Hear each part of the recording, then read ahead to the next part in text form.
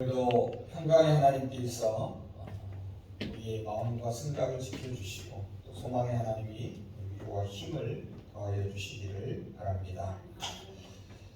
너무도 당연한 이야기이겠지만 헌금은 교회에 드리는 것이 아닙니다. 하나님께 드리는 것입니다. 그래서 최고가 아니라 언제나 최선의 것을 드려야 합니다. 헌금은 결코 하나님의 부족을 채워드리는 행위가 아닙니다. 하나님의 은혜에 대한 감사의 응답입니다. 우리의 모든 소유와 존재가 하나님의 것이라는 신앙의 고백입니다. 결국 헌금을 한다라는 것은 우리 자신을 하나님께 드리는 것입니다. 헌금을 통하여서 하나님께 헌신을 다짐하는 것입니다. 독일 유학 시절에 있었던 일입니다. 제가 섬기던 한인교회 바로 뒤에 대학 기숙사가 있었습니다. 당시 그 기숙사에 유시민 전 보건복지부 장관 가족이 유학생으로 살고 있었습니다. 딸이 하나 있었는데요. 이름이 수진이었습니다. 그런데 수진이가 한인교회 주일학교를 열심히 다녔습니다. 물론 부모님은 신앙생활을 하지 않았습니다.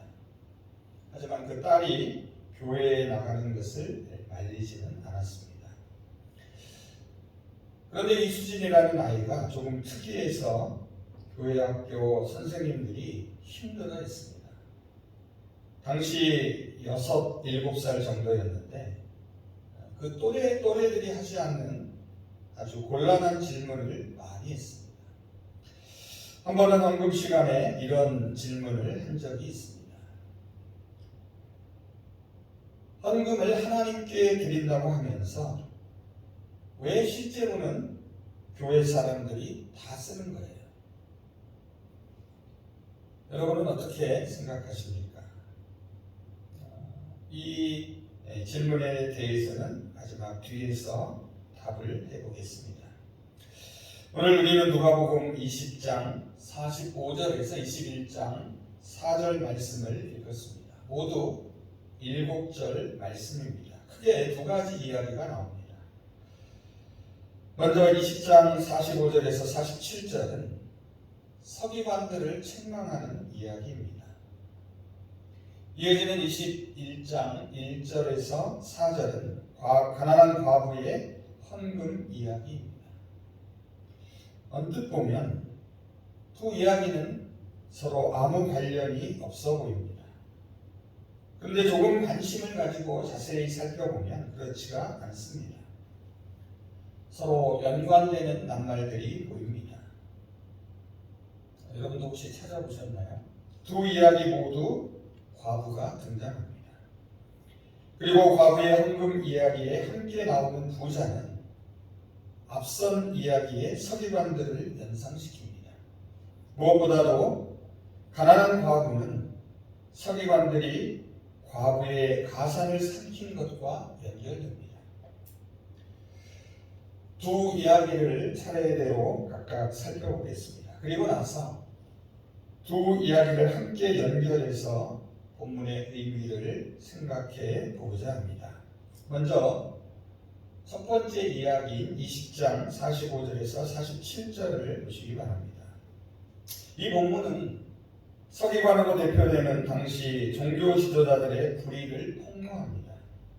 그러면서 제자들을 가르치고 있습니다. 우리는 이 사실을 45절에서 확인할 수 있습니다. 45절을 보시면 예수님은 모든 백성들이 함께 듣는 가운데 특별히 제자들에게 가르침을 주고 계시는 것을 알 수 있습니다. 이어지는 46절을 보면 서기관들은 가운같이 긴 옷을 입고 다니기를 좋아한다라고 말합니다. 자, 이러한 복장은 높은 직분을 나타내는 호화스러운 복장을 의미합니다.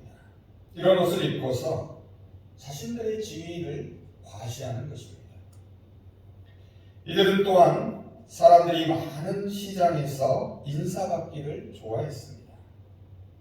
이것은 자신들의 지위를 인정받으려는 욕구입니다. 또한 이들은 안식일이 되면 회당에 갑니다. 그리고 회당 한가운데 있는 높은 자리를 찾아 앉았습니다. 높은 자리에 앉는 것을 당연시했습니다.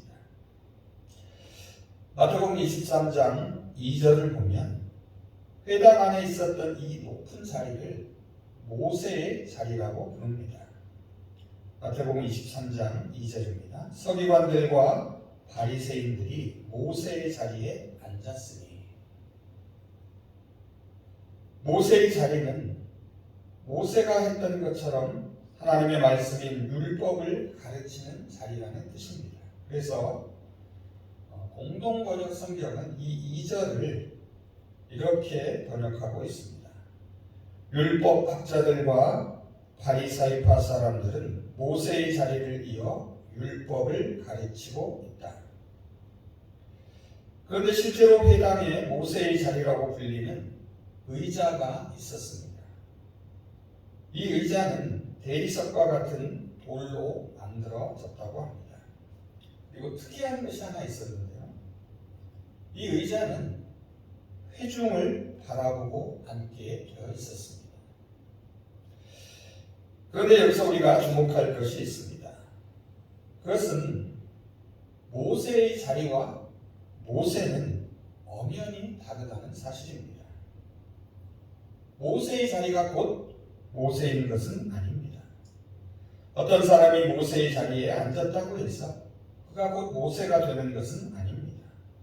단지 모세가 했던 일을 대신 수행하는 임무를 받은 사람임을 나타낼 뿐입니다. 그래서 그 자리에 본래 임자가 자신을 혼동해서는 안 됩니다. 그런데 사실 모세도 어떻습니까?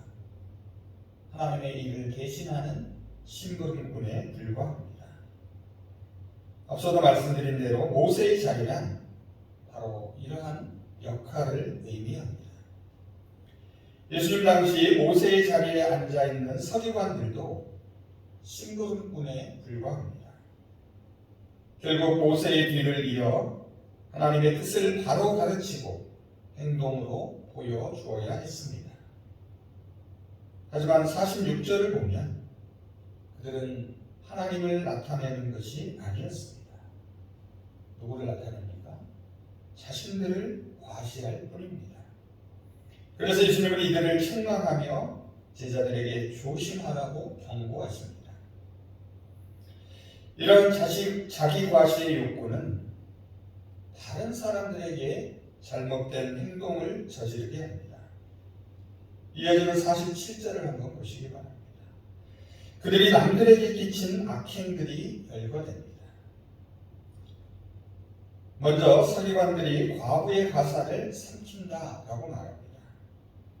여러분, 여기서 과부의 가산을 삼킨다는 것은 집안을 말아먹는 것, 가정을 파괴하거나 거덜내는 것을 뜻합니다. 공동번역이 굉장히 실감 있게 번역했는데요. 이렇게 번역합니다. 과부의 가산을 등쳐먹는다.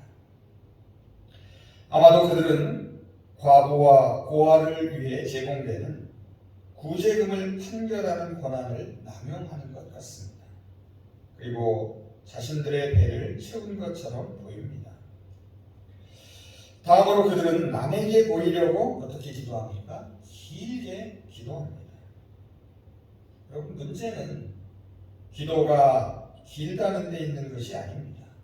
바로 그 앞에 있습니다. 외식적이고 가식적인 데 있습니다. 이러한 기도는 결코 하나님을 향한 것이 아닙니다. 자신들의 기도를 남에게 과시하는 것일 뿐입니다. 여기서 우리는 누가복음 18장에 나오는 바리새인의 기도를 떠올리게 됩니다. 2주 전인가요? 3주 전에 이 본문으로 설교를 한 적이 있습니다. 거기 보면 바리새인은 하나님께 길게 기도합니다. 하지만 결국 자기 자랑만 할 뿐입니다. 하나님은 그저 그의 업적을 인정해주는 존재로 전락합니다. 마지막으로 이렇게 이웃사랑과 하나님 사랑에 실패한 지도자들에게 더 엄중한 심판이 내려질 것을 경고합니다. 여기서 우리가 다시 한번 기억할 것이 있습니다. 이 말씀들이 서기관들에게 직접 경고하신 것이 아니라는 사실입니다.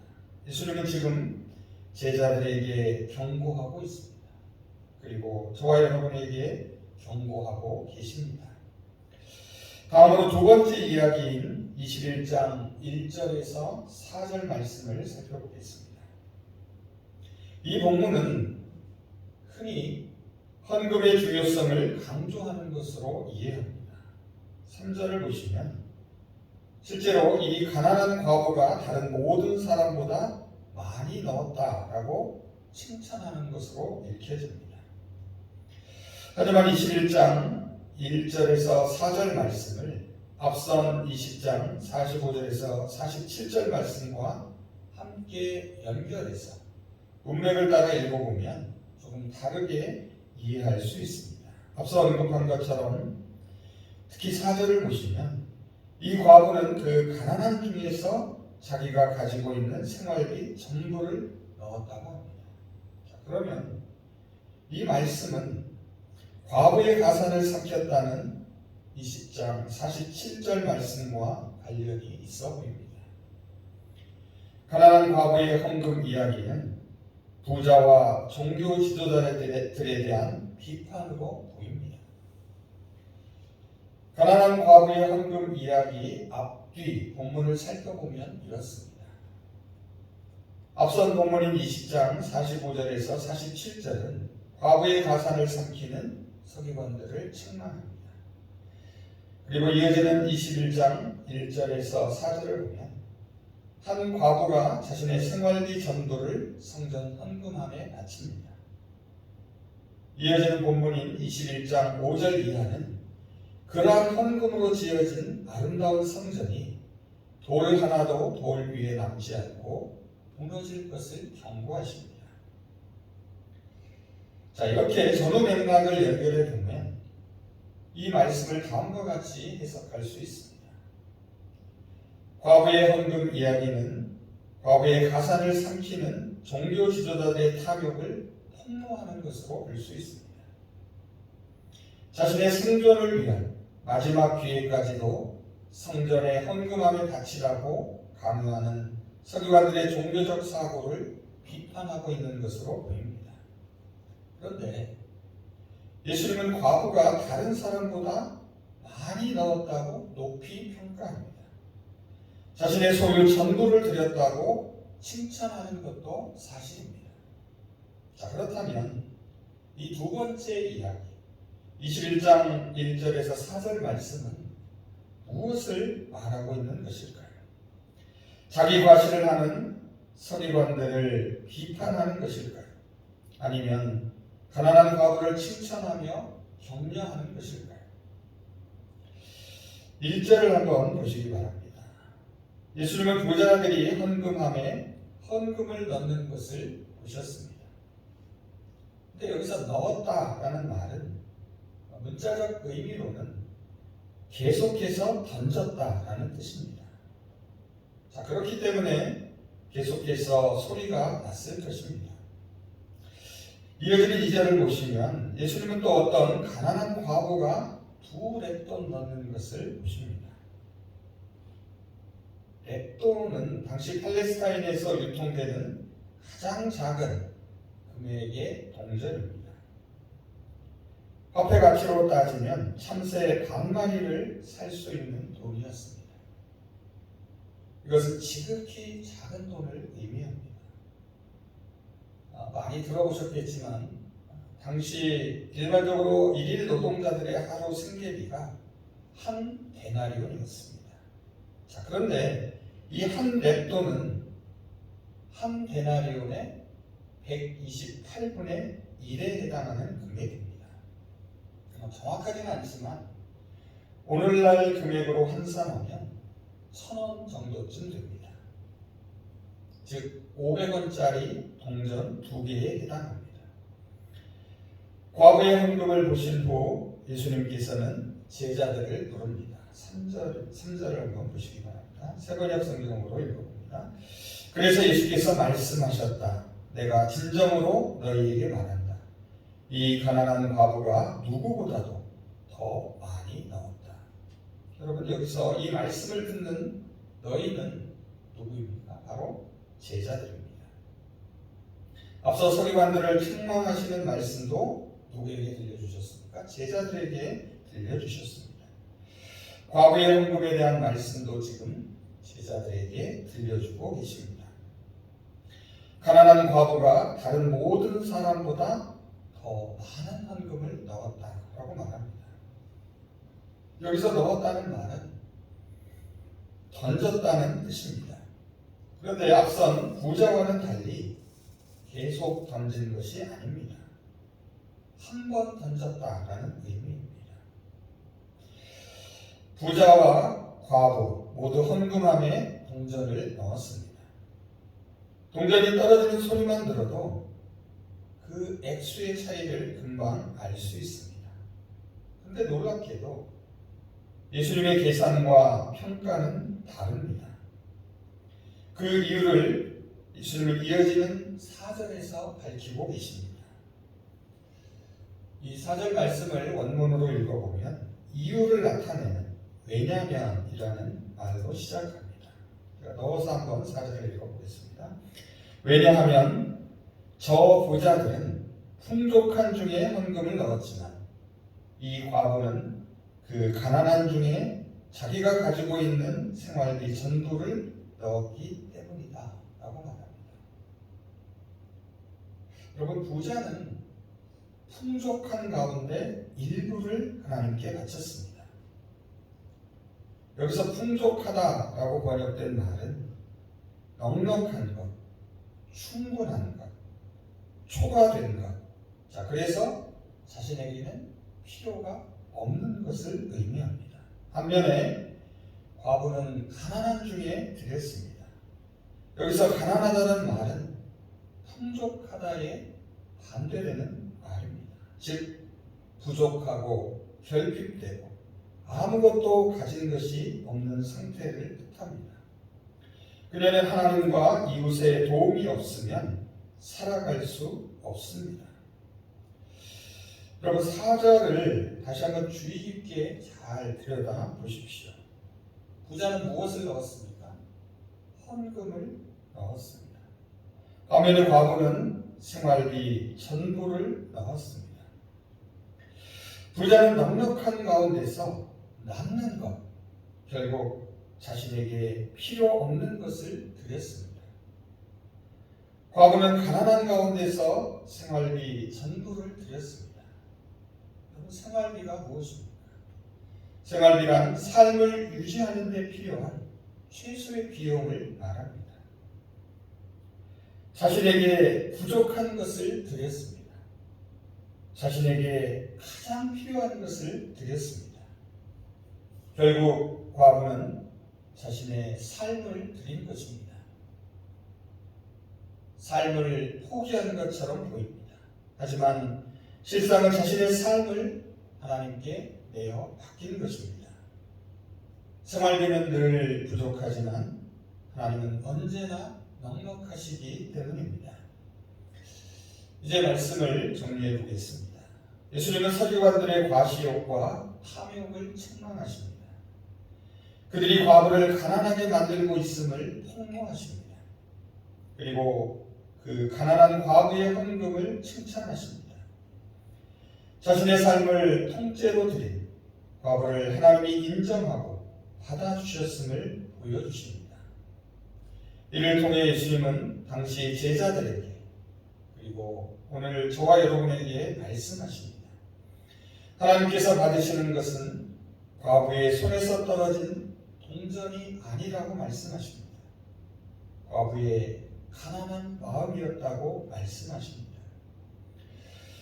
오늘 설교 제목이 저들과 이 과부입니다. 21장 4절에서 가져왔습니다. 여기서 저들은 누구입니까? 부자들입니다. 서기관들입니다. 자랑하고 내세울 것이 많습니다. 넉넉하고 풍족합니다. 반면에 과부는 기가 죽어 있습니다. 가진 것도 없습니다. 여기서 우리는 누가복음 18장 9절 이하에 나온 앞서 언급한 바리새인과 세리의 비유를 다시금 떠올리게 됩니다. 두 사람 모두 성전에 기도하러 올라갑니다. 그런데 예수님은 저 바리새인이 아니라 이 사람 세리가 의롭다함을 받고 그의 집으로 돌아갔다라고 말씀하셨습니다. 마찬가지로 부자들과 과부가 성전에 올라가 헌금을 합니다. 그런데 예수님은 저 풍족한 부자들이 아니라 이 가난한 과부가 더 많이 헌금을 넣었다고 말씀하십니다. 과부가 드린 것이 진짜라고 하십니다. 바리새인의 당당한 기도는 부자들의 과시적 헌금에 비교됩니다. 세리가 멀리서 드린 기도는 과부의 손에서 소리 없이 떨어지는 푼돈에 비교됩니다. 하나님은 고개를 들지 못하고 가슴을 치는 죄인 세리의 기도를 들어주셨습니다. 하나님은 부끄럽게 손에 감추어온 가난한 과부의 동전 2개를 받아주셨습니다. 그리고 과부의 헌금이 가장 많았다고 자랑하십니다. 이제 더 이상 부자들이 많은 헌금으로 자신을 드러내고 자랑하는 것이 불가능해집니다. 우리 그리스도인의 삶에서 가장 중요한 것은 하나님께 최고가 아니라 최선의 것을 드리는 것입니다. 우리 교회도 최고는 아니지만 최선의 것을 드리려고 합니다. 성사여전도회가 사랑의 과절회를 12월 둘째 주일 11일에 열 예정입니다. 수익금은 모두 신부동 지역에 있는 어려운 다문화 가정을 돕는 데 사용하려고 합니다. 가난한 중에도 함께 나누는 섬김과 봉사의 기회가 되기를 바랍니다. 또 대림절을 시작하면서 기억하시죠? 올해 초에 나누어 드렸던 양을 잡으려고 합니다. 11월 27일이 대림절 첫 번째 주일입니다. 이날 그동안 키웠던 양들을 몰고 오시기 바랍니다. 양의 털과 고기는 마찬가지로 지역사회에 어려운 이웃을 돕는 데 쓰겠습니다. 이제 서두에 던졌던 질문, 헌금을 하나님께 드린다고 하면서 왜 실제로는 교회 사람들이 다 쓰는지에 대한 답을 하려고 합니다. 분명 헌금은 교회에 하는 것이 아니라 하나님께 하는 것입니다. 사실 이 질문은 하나님께 드린 헌금을 왜 사람들을 위해 쓰냐는 말입니다. 어째서 하나님을 위해 쓰지 않느냐는 말입니다.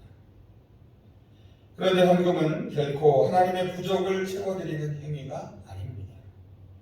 하나님의 은혜에 대한 감사의 응답입니다. 우리의 모든 소유와 존재가 하나님의 것임을 고백하는 상징적인 행위입니다. 결국 우리 자신을 드리는 것입니다. 단지 돈만을 드리는 것이 아닙니다. 하나님이 주신 모든 것을 드리는 것입니다.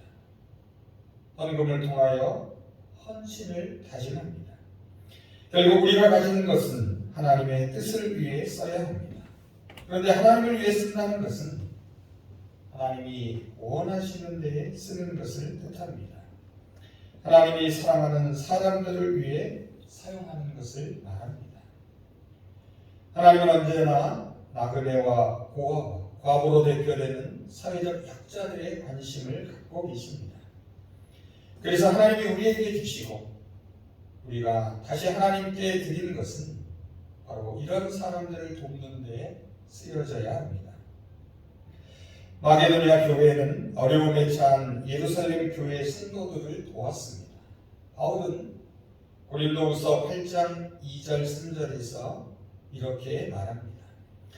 그들은 큰 환난의 시련을 겪으면서도 기쁨이 넘쳤고 극심한 가난에 쪼들리면서도 넉넉한 마음으로 남에게 베풀었습니다. 내가 증언합니다. 그들은 힘이 닿는 대로 구제하였을 뿐만 아니라 오히려 힘에 지나도록 자원해서 했습니다. 가난한 중에서 드린 두 랩돈의 헌금이 바로 이런 것입니다. 종교 지도자들을 향한 하나님의 준엄한 비판에 이 두 가지 의미 모두가 담겨 있습니다. 예수님은 가난한 자의 피까지 빨아먹는 서기관들을 책망하십니다. 그리고 동시에 순결한 신앙을 가진 가난한 과부를 격려하십니다. 누가 하나님 나라의 백성인지를 보여주십니다. 하나님이 어떤 사람을 기뻐하며 기대하시는지를 알려주십니다. 이제 끝으로 주님의 음성을 들으며 설교를 마치겠습니다. 3절과 4절 말씀을 공동 번역으로 읽습니다. 나는 분명히 말한다. 이 가난한 과부는 다른 모든 사람보다 더 많은 돈을 넣었다. 저 사람들은 모두 넉넉한 데서 얼마씩을 예물로 바쳤지만 이 과부는 구차하면서도 가진 것을 전부 바친 것이다. 아멘. 기도하겠습니다.